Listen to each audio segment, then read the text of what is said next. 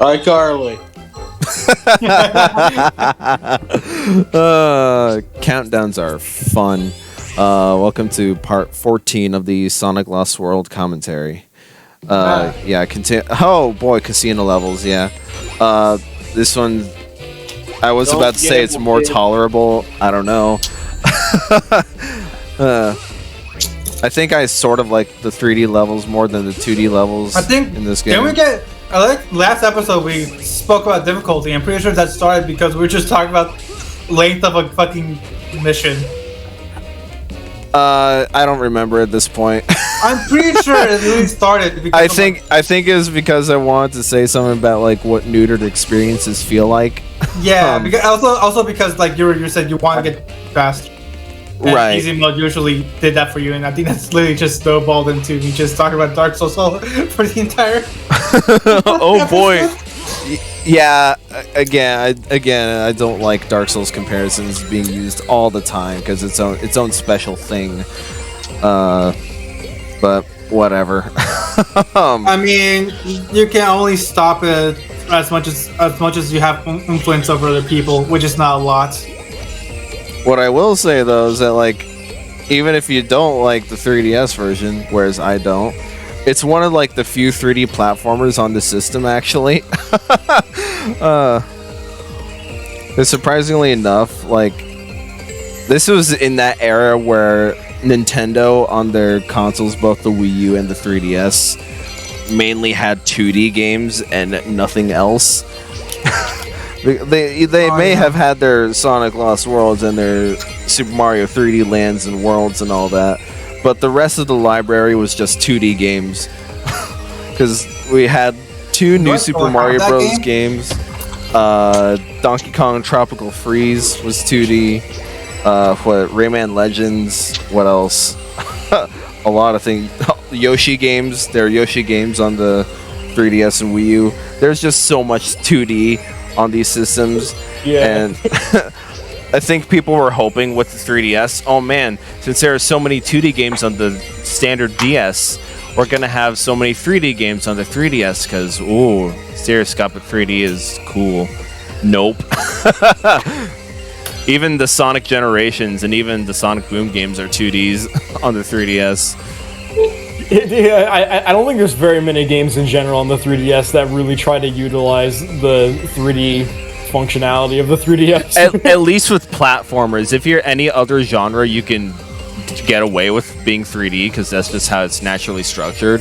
But platformers, yeah, which is, you know, Nintendo's strong suit, there were barely any. Because there's just this game in 3D Land for the 3DS. What, and this game was not even developed by Nintendo. Yeah. Well, like even just third-party stuff and you know, stuff like that. It just felt, it all felt very samey. The early 2010s rather was not a good time for Nintendo. just saying. I think I had seen some reports on like YouTube that like 2013, 2014 was actually like Nintendo's worst revenue overall in the company's history.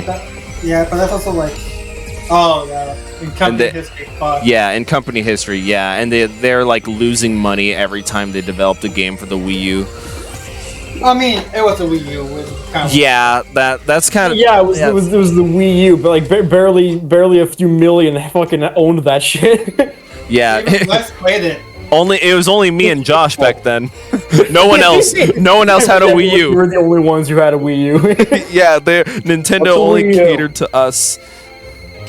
Even though they still made like 100,000 copies per game. I think you bought like 5 of each copy, and then they were just like, "Please buy more," and you were like, "No." It's like no one had Wii U's, and then Smash 4 came out. Then all the professional tournaments had Wii U's, and that was it. And that's what kept him alive. It's kind of unfortunate the Wii U bombed because there was actually some really decent games that released on the Wii U, which I mean, at least a lot of those have been ported to the Switch now, Right? At this point, or have had like a sequel of some kind. But yeah, there was a lot of really good stuff that actually came out on the Wii U. Yeah, and like Too bad it didn't sell very well. yeah, conceptually, like if they had marketed it better, I feel like, and named it something different, I feel like it would have been rather successful. Probably not as successful as the Wii, but One take from like, maybe because the general concept is basically a Nintendo DS, but you know, having your TV as the top screen, which is exactly what the emulators do on the DS. I mean, I don't really remember a whole lot about like the Wii U advertising, but I remember like some of them would be like if you were playing something on the TV and then like your parents wanted to like watch something where you could basically put it on the gamepad instead.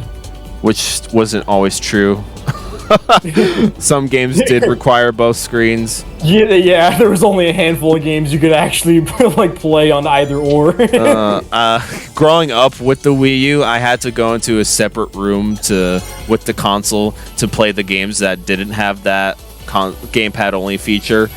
So Lego City Undercover being one. So I had to do that. But yeah, but at the same time, that the concept of the Wii U isn't too terrible, because think of all the possibilities you could do with not only two screens, but a gyroscope with the gamepad as well. Because there are a lot of features on that gamepad which don't really get utilized. Yeah. So it was just disappointing and all that. I think there's even a feature in development for the Wii U where you can connect multiple gamepads to the same console, but I don't think that ever ended up actually happening. Because it was in the Mario Kart 8 trailers that was like, oh, two gamepads are hooked up to the same console. That's neat and all. I don't think that ever actually happened. Oh, I see. Yeah. Yeah. I mean, to be fair, there's stuff that the Switch has that not a lot of games really utilize either. IR yeah, sure. Like the IR sensor on the thing. And yeah, sure. There's some really anything that uses the touchscreen that the Switch has in handheld. Yeah, sure. There's some carryover stuff as well, but the Switch is a little bit more complicated than the Wii U. Not by a lot, but only a little. You know what? Every Nintendo consoles and their little like gimmicky features are only just used for WarioWare games. Yeah. we developed this thing specifically for WarioWare, and that's it. Ouch. Yeah, this is a mini boss, Carlos.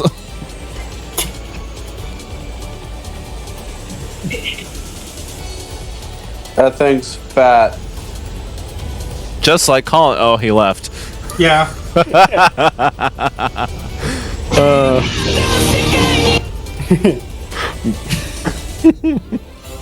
You did it. All right.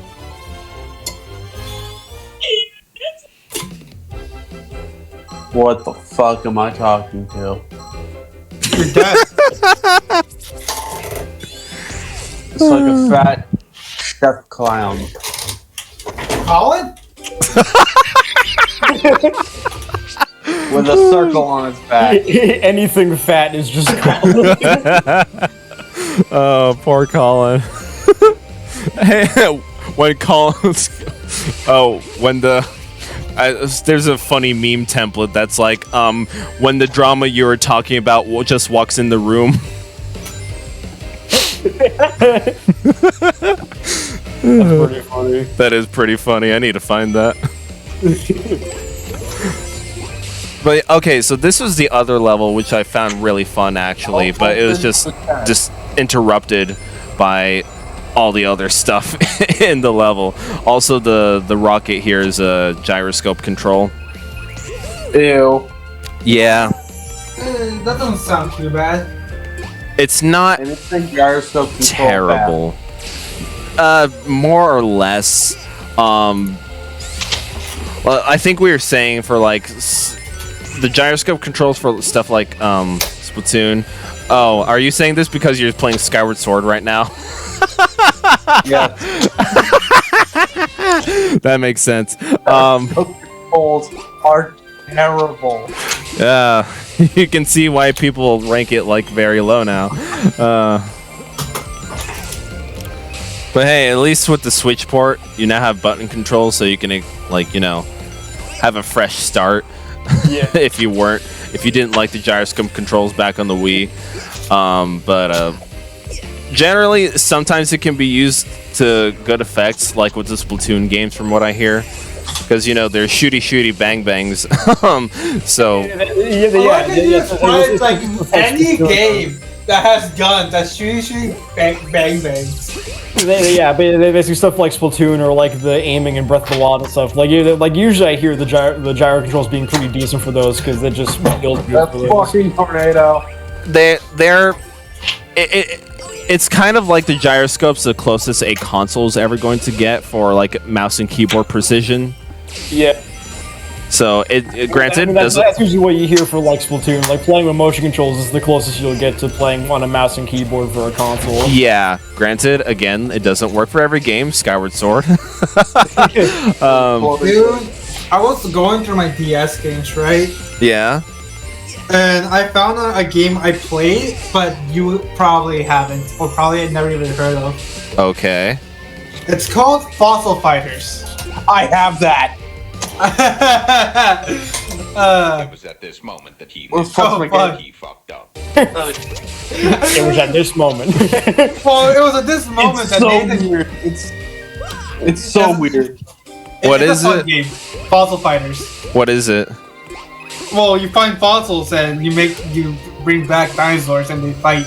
Oh, Sick. neat. Yeah, it's very fun. But like another game that I have that you probably also never heard of is Spectrum Beyond the Portals. Nope. Yeah.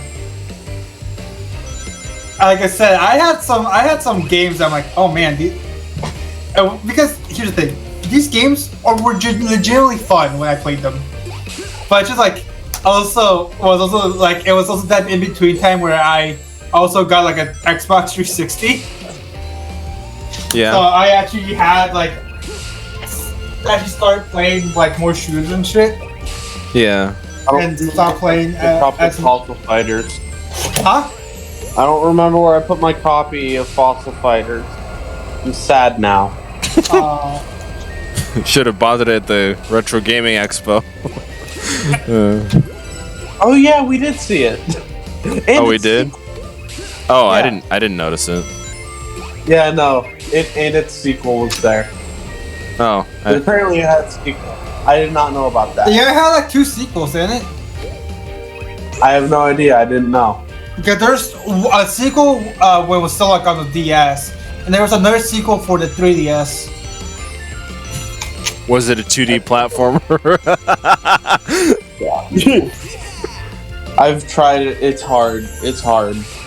But Not breaking the fossils. oh, dude, I fucking loved it. Not gonna lie, it was not that hard. I also didn't know where the fuck to go. Because I didn't pay attention to what anyone was saying. The game very much story to know where you have to go. Like, I wasn't looking when I was mashing A to get through the dialogue, and I don't know where the fuck to go. Man, that one block of text was really important. Fuck. Oh, most definitely. That is definitely a thing in Fossil Fighters. Well, just RPGs generally. Well, yeah, but it's very much like if you even forget one detail, you can easily just not know where you're going for the rest of the game. Yeah. That's a little bit pumpkin. That happens with me because sometimes if I get a bit impatient, I'll just skip stuff.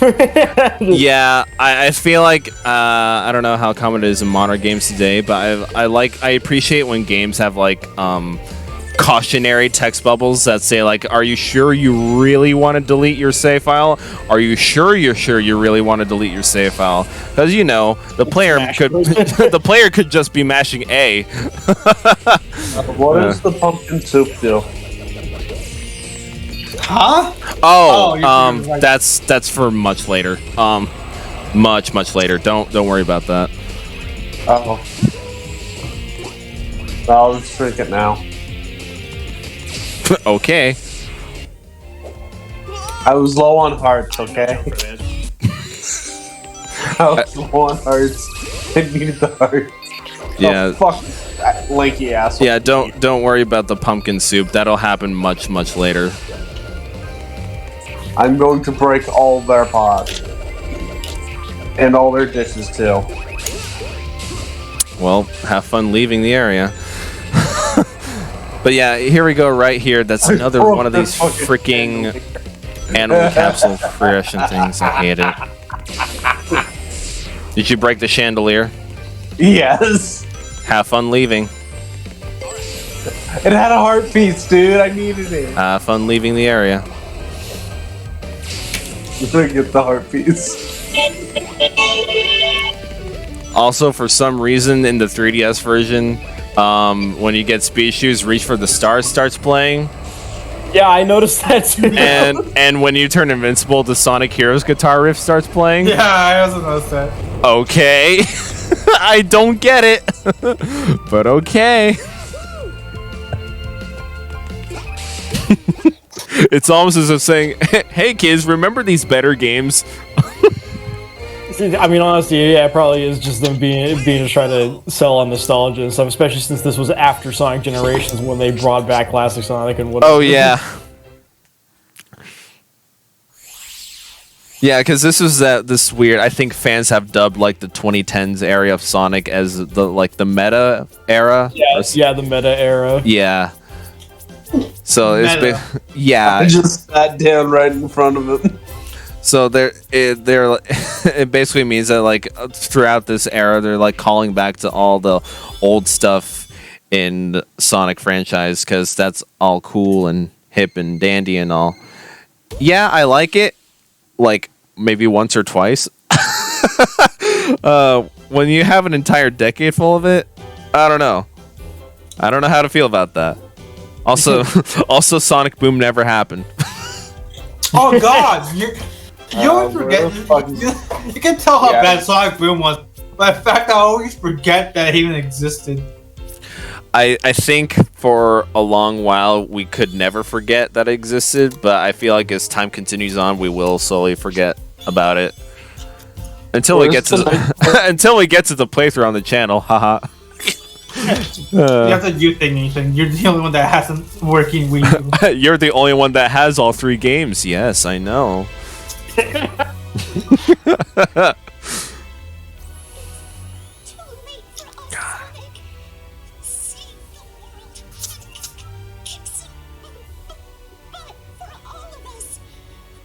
like how she sounds more cold than she does to like dying. She sounds frozen. Yeah.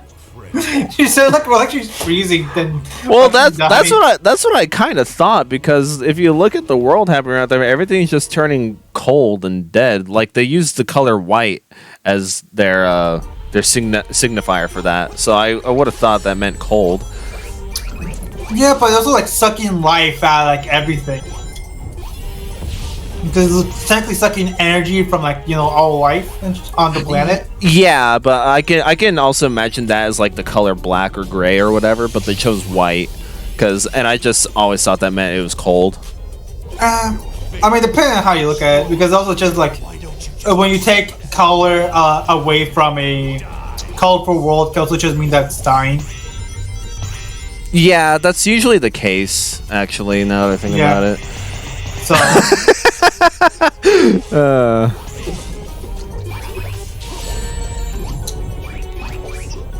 Oh, okay. Can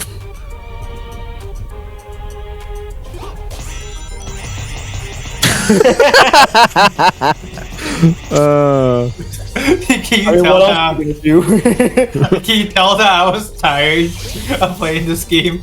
I can tell. Yeah, you did not want to play anymore. No. Well, yeah, because like we're now entering the part where you literally asked me to just finish the fucking game.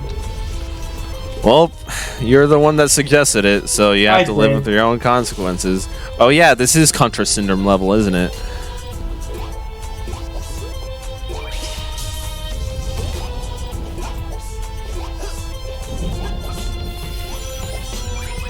and also Pac-Man syndrome level. It's a fun level conceptually, at least. Oh, We're very much conceptual in our thoughts. In your well, thoughts on you. more so Sonic in generally, because you know the concepts are cool, but the execution is meh at best.